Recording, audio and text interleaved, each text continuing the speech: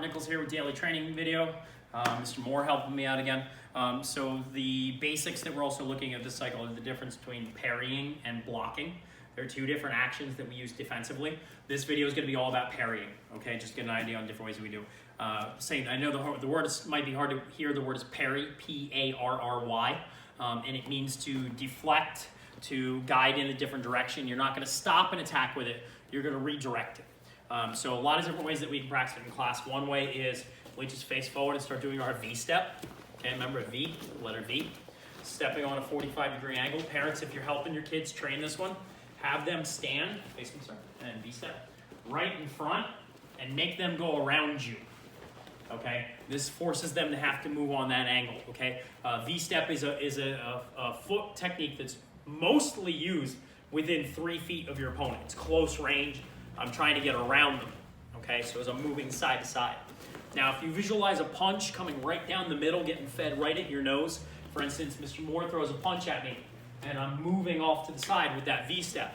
So as I move off to that side, I can take that lead hand, and I can just guide the technique out of the way. This is the parry.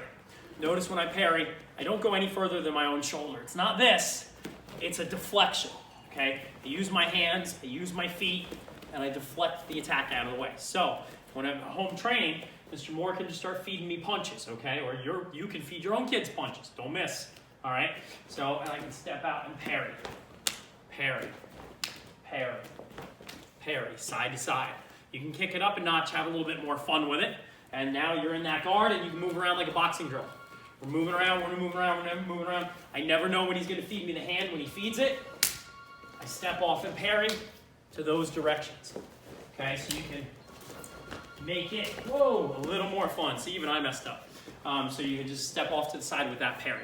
Now, another thing that we're looking at in this testing cycle, which falls in really nicely with our parries and with our blocks, our covers, is our hammer fist, okay? When we say hammer fist, we literally mean as if you were swinging a hammer. There's a lot of different directions. We can do a downward hammer fist. We can do an inside diagonal, an outside diagonal.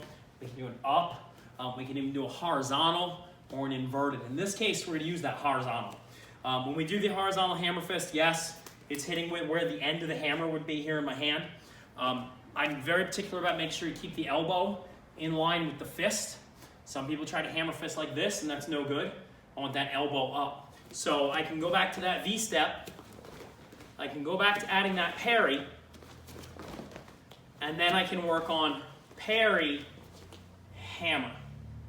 Other side, parry, hammer. I throw the parry, the hammer comes up through the middle, and then out, okay? Parry and hammer. So again, if Mr. Moore is feeding me a punch, I can parry, and then I can bring that hammer fist up. Remember what I said about keeping that arm in line, because the truth is, I could hit him with the fist, I could hit him with the forearm. If I'm really close, I jam the elbow in there, I may not mean to. Another thing about it, if you're thinking from a purely self-defense point of view, maybe I parried this, and as I'm throwing that hammer, he punches with the other hand. This is still up here to protect me. I might not have meant to use it as a block, but if you keep the elbow in the right line, it's going to work real nice. All right, and then I go to the other side, I can parry and hammer. I can parry and hammer, okay? Mr. Moore, grab those pads real quick.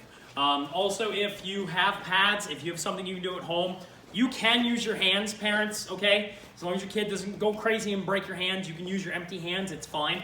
But if you have pads or something that you can be using, if you fit into your kids' sparring gloves, their boxing gloves, things like that, you can wear them as well. Mr. Moore feeds me that technique. I parry, boom, I get that arm up and I hit the hammer. I can do one side over and over and over like this. I can keep working the same side, or I can alternate sides. 1, 2, 1, 2. 1, 2. Now, truth be told, you could parry, you could hammer, you can add whatever you want. From there, I can come in with some different boxing techniques, throwing hooks and crosses and hands. I come off to the other side, 1, 2, throw the punches, throw a little round kick. You know, ultimately, although the parry into the hammer is what we're trying to teach, you can then add to it accordingly from there and make some fun with it. So parry, hammer, think about how your punches would want to come in from there, okay? Get creative with it. It's a very useful technique. It's very, very usable, both from a self-defense point of view and a sparring point of view. Again, make the parry, clear that center line, hammers, make sure you keep that elbow up nice and high, okay?